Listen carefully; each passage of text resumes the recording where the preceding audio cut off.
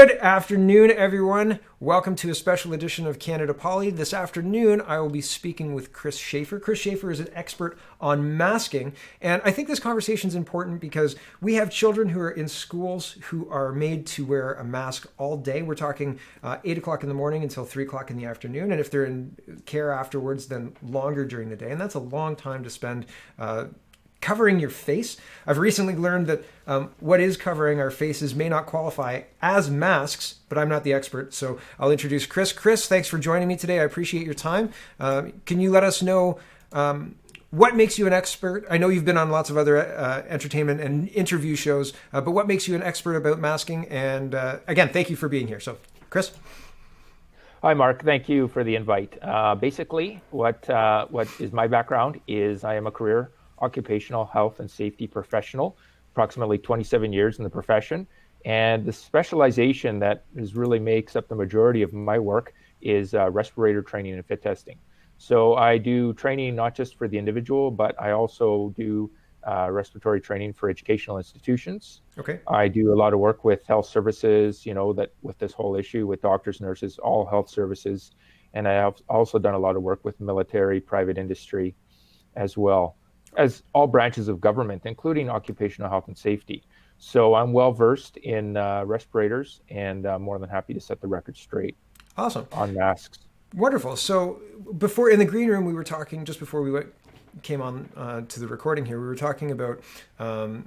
I was making the comparison between in an occupation setting, you would have. I said, could somebody spend 8 hours a day in a welding mask, say? And you said, well, hold on, that's actually a mask. So there's some talking to do around that. So can you define a mask? What's the difference?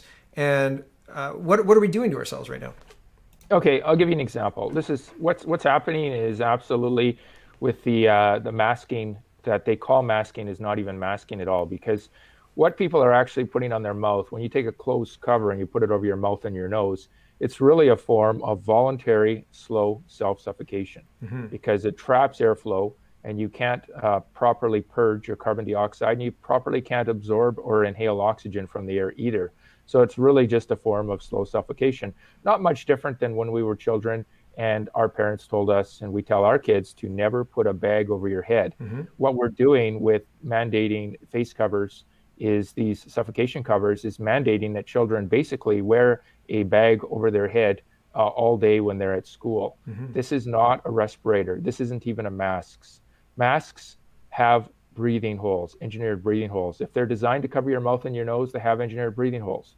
Take a look at your child's full head Halloween mask and you'll see breathing holes. They're there for a reason.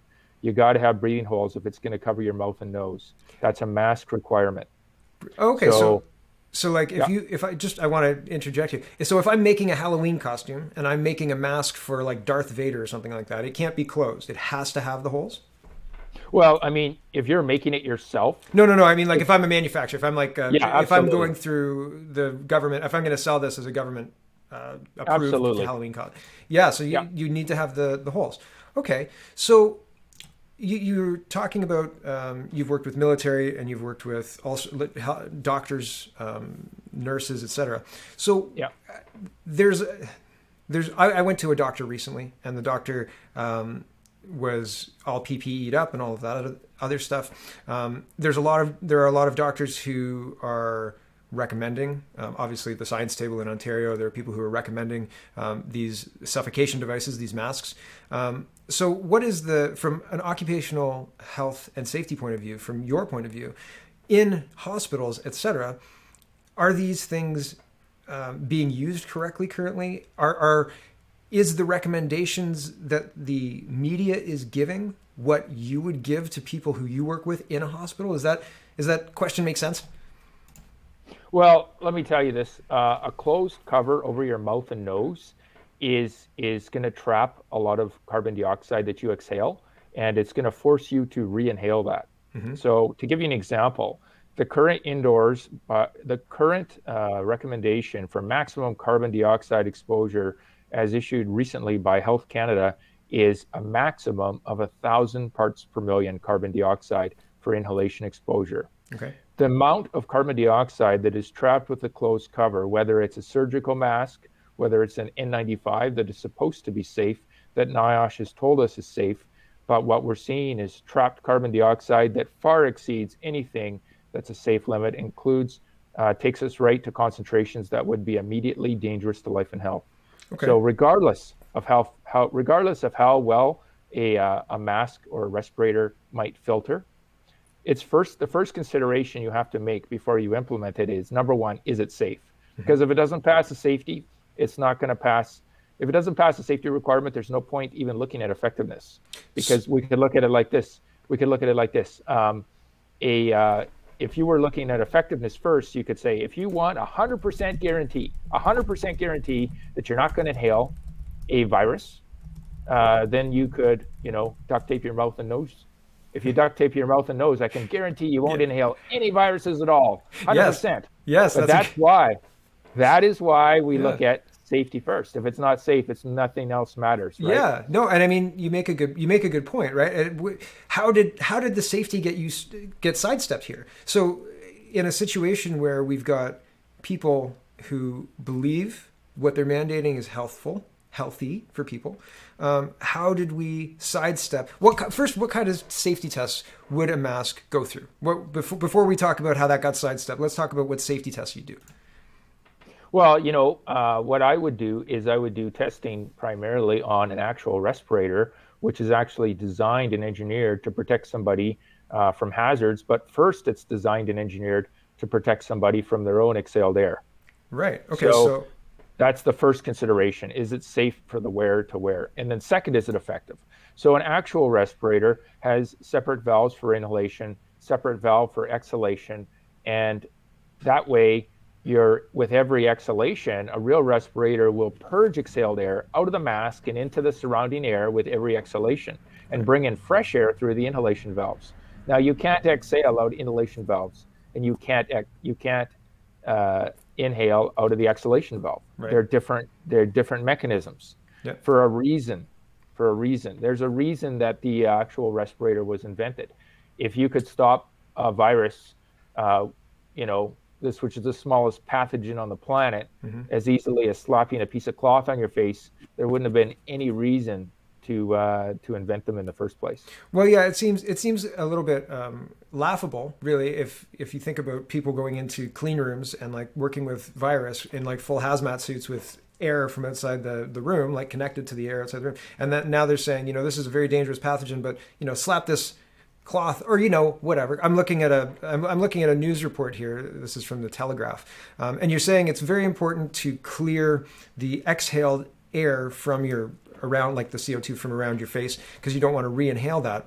I'll just read this very quickly. It says, face masks in class in the UK are causing physical harm to children. Ministers warn that masks are causing physical side effects in children, including breathing difficulties, headaches, and dizziness. Is this something that parents should be concerned about? Is this what holding, or maybe not parents, is this what holding the air close to your mouth, the already exhaled air close to your mouth will result in? Or is this just anecdotal newspaper talk? Carbon dioxide is a toxic gas. It is a byproduct of cellular respiration, primarily, in the way that we're talking about it right now. Yeah. So the point of the matter is that, yes, if you have higher levels of carbon dioxide, then you're going to be poisoning yourself. And how those effects are going to be manifested in your body through low oxygen, because oxygen is easily displaced by carbon dioxide as well, excessive carbon dioxide. So you're going to have low oxygen, you're going to have high carbon dioxide, which really causes your body to become your blood to become acidic. Okay. Your body has to neutralize that, because if your body can't neutralize and maintain a proper pH, then you're going to die. It's that simple. So the body goes through a variety of stress to try and neutralize it. But if the carbon dioxide level is too high and for too long, the way that the body can compensate for that high level, those systems can be exhausted or overwhelmed. And then the next step would be permanent brain damage, organ failure, and death. That's not great. So to your knowledge, to your awareness, is there any kind of safety testing that the masks that are sold in Walmart go through? Like the surgical masks and the cloth masks, both. Do you know about any safety testing for prolonged masking of populations? It's just a closed cover. It has no. Right, closed cover. It's a form of slow suffocation. Right. There's absolutely nobody that could say that they've been tested for anything, because safety wise, because you're blocking your breathing. You're blocking the regular flow of your breathing. You're causing accumulations of toxic substance that you're forcing people to re-inhale. And for children, it's going to be much more detrimental than even adults, because children have a higher oxygen requirement than adults. And they don't have the developed defenses and immunity that adults have either. So their systems are more susceptible to the toxic effects of the increased carbon dioxide than adults overall. Yeah. And so that's pretty terrible. So, okay. So the consequences of not having a mask but a face covering is that more CO2 is held around. CO2 is toxic and may make you sick. And eventually, if it's not dealt with by your body, could end up much more than sick, could end up dead. And we don't know of any safety testing that has been done on the face coverings that are being sold and mandated sold in Walmart and mandated across retail and schooling. Does that about wrap it all up? Is that how horrific the situation is? It is. It is that horrific. It is that horrific. That's awful. This is something, and if the best way to do it is immediately people have to take a stand. I tell everybody, I get tons and tons of emails from concerned parents. What do we do? In the short term, in the long term, there might be a legal process that will rule in your favor. But in the short term, take your kids out of school. Make sure that you never wear these suffocation devices, or breathing barriers, as I like to call them, because that's exactly what they are. They're breathing barriers. They don't meet the mask requirement. They certainly aren't a respirator. They're hazardous to health. They're immediately hazardous to health. Yes. How do we know that? Because we can measure the carbon dioxide between the mask and the face piece. And I've done videos of this before myself. And I can tell you that we know for sure that the carbon dioxide that is generated, that somebody is inhaling with these closed covers, becomes hazardous to somebody within seconds of putting it on. Wow. Seconds. So let me just tell you this. Health Canada has a maximum of 1,000 part per million carbon dioxide for indoor air quality exposure. When you close your mouth and nose over with a closed cover, guess what? You're creating an indoor environment over your mouth and nose. The carbon dioxide that we can measure within about 2 seconds of somebody putting one of these on their face is well in excess of 12,000 parts per million. Once they've had it on for about 30 to 40 seconds, we'll see an excess of 20 to 30,000 parts per million of carbon dioxide. Wow. This is a crime. This is atrocious. People need to take responsibility for their own health and the health of their children and keep them home. Take them away from school. Keep them out. It doesn't matter if you don't have homeschooling skills. Who cares? Keep them out of this toxic environment where they're being subject, where their health is being harmed by these mandatory breathing blockers. Yeah, and I've had a lot of parents call in. It's not a call-in show. I've been watching a lot of Frasier as well. Contact me to ask about how to get their kids exempt from the masking, and that is possible in Ontario. So I've helped some parents with getting mask exemptions, but it's difficult, and I'm thinking about putting a second video out, because once you start the process, they'll come back at you with threats of you have to get a doctor's note, and getting a doctor's note is impossible, but you don't need a doctor's note to access the exemption. So there's lots of information out there, and there are exemptions, but it even says in the UK article, it talks about how kids are made fun of if they access an exemption in the UK for that as well.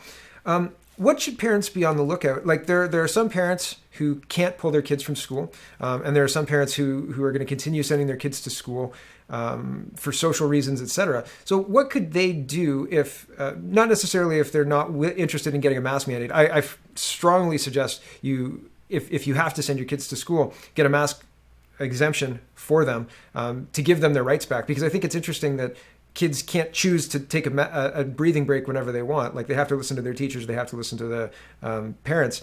So giving them an exemption makes them able to do that. But what should parents tell their kids to watch for? I don't know. I'm not sure. What should parents ask their teachers to watch for? What should the teachers be watching for? What kind of short-term outcomes are possible with this? Face lesions. I know that there's impetigo and other outside things that can happen. If this continues for another 6 months to a year, we're going to have catastrophic health effects, catastrophic health damage among the children. If you feel that you can't take your kids out of school as long as this current mandate exists, then just pretend the school's closed. Where would the kids be if the school was closed? Right now. Fair enough. At home. And then that's where they should be, if you just imagine the school is closed, because technically the school is closed to health. It's closed to health with mandatory face covering that blocks airflow, that harms children immediately. It also is close to health with regards to hand sanitizer, what they call hand sanitizer, which is really just a toxic chemical that is poisonous and enters your blood through skin absorption. So when you rub it onto your skin, it easily enters into your blood to poison and toxify your body, your organs, and everything. And they're told to do this multiple times a day. So school. And that's not even to talk about the indoctrination that they're currently facing with how their parents are wrong if they disagree with what the government says and all that other stuff that we're hearing. School is the worst place for your children to be. Yeah. Absolutely. I can't think of a place that would be worse for children to be than school right now while these mandates are in place. I hear you. I agree. There's a lot of difficulties with what's going on, and not just the physical side, but you're right, the indoctrination side. I've also heard people talking about the hand sanitizer and having their son or daughter's hands crack because they're so dry because of the sanitizer and because of what that's done to their hands, and that's awful too. Man, what can be done? So yes, there is the recommendation of just don't listen, take off the mask, keep your kids home. Not what can be done. Are there any mechanisms to force Health Canada to test these things for safety?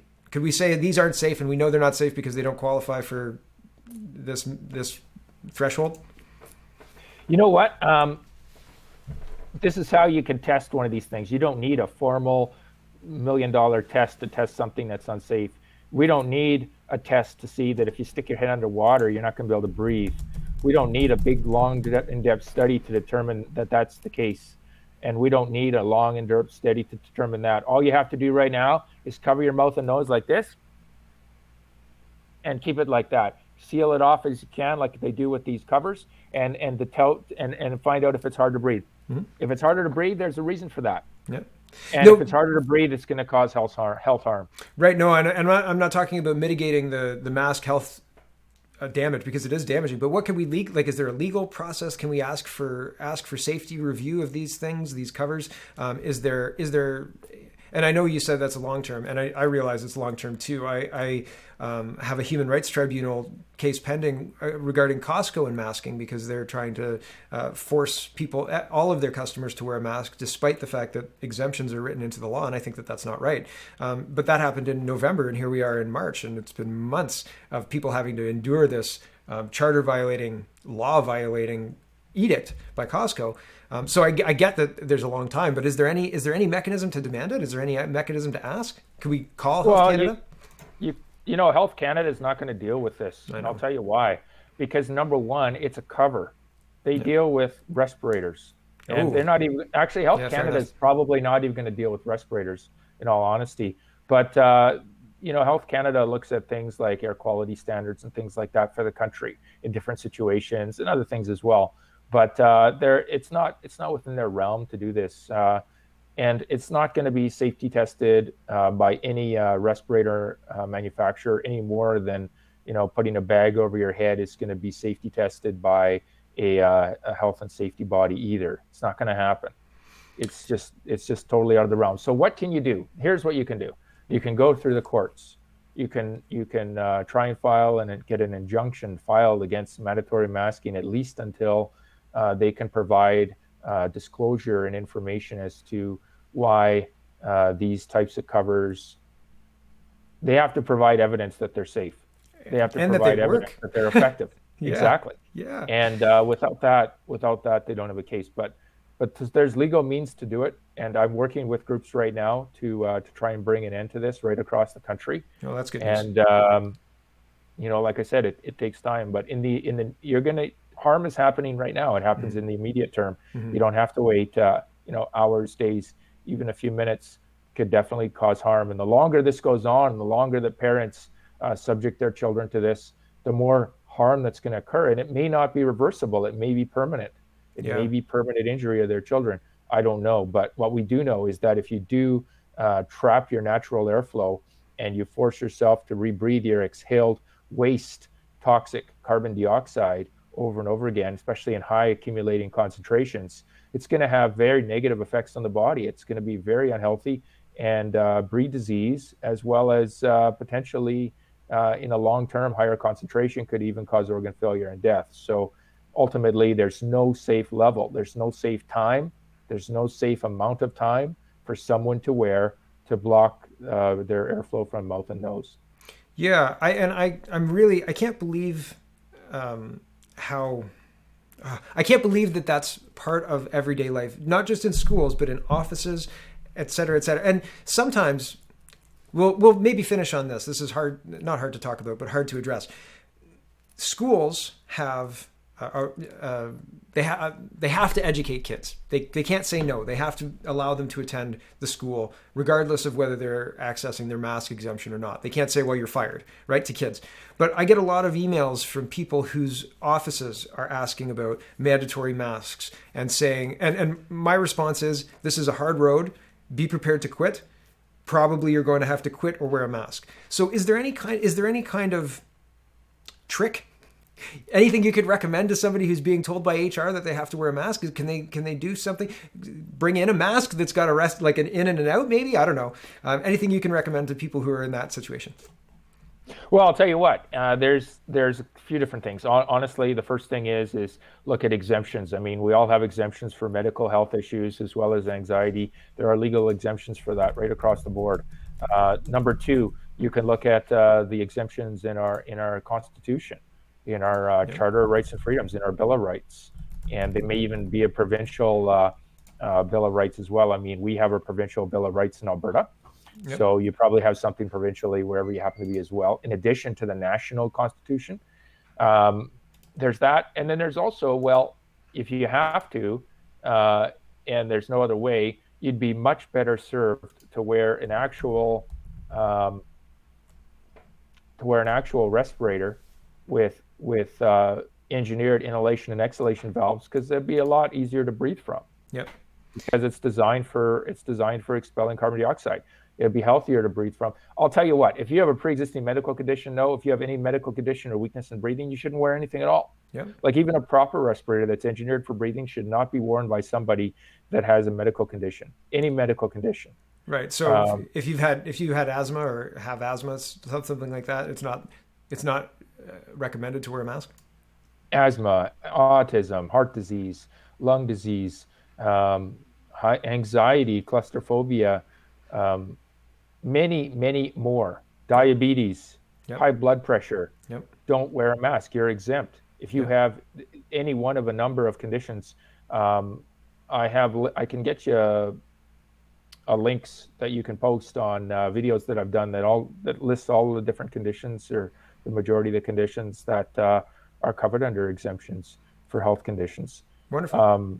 So I can get you that information, but ultimately, yes, anybody with any kind of medical condition whatsoever should not, because people with medical conditions, believe it or not, even with a proper respirator, because they do restrict breathing a little bit, like they're not a suffocating cover like what's currently mandated, but because they do have a little restriction because they are filtering air or they are cleaning air, then people that have existing medical conditions, if they are required to wear a respirator in the workplace, they have to go to their doctor and get an assessment done by their doctor to determine whether or not they have the physical fitness to be able to stay healthy and wear a proper respirator. Interesting. And that's one that's designed for breathing. Yeah. So you're saying, I just want to reframe. If outside COVID, if your job requires you to wear this respirator, you would, within an occupational setting, if the person needing it is ill at all, they'd have to go and get checked by a doctor. And now they've just made it mandatory to cover your breathing holes. That's right. That's wild. That's absolutely Yeah, crazy. it's absolutely tyrannical, Yeah, and we the people have to demand change, and we do. we have to stand up against this. And it's not just one person; it's a whole group of people, and they're in government, and they're in corporations, and um, they're in all different types of positions, and they're all working in a very coordinated way together Yep. to implement this. And we the people, we have to say, you know what, you can't ask me to suffocate myself, you can't ask me to suffocate my children, Hmm. and I won't do it for any reason. Yeah. Yeah. And people are having a hard time with that because people like to follow the rules, and even if the rules are insane. I just want to point out, I brought up the Reopening Ontario Act, and if you control F and find masks, it'll bring you right to the point in the law where the exemption is written into the law.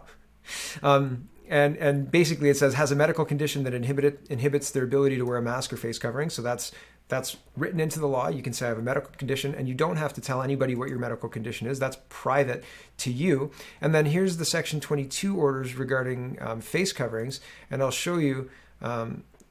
Sorry, this should have been loaded, but it wasn't. But I'll show you the exemption on the Section 22 order as well. It's very clear, and it says if wearing a face covering would inhibit the persons to breathe in any way, that person is exempt from wearing a face covering.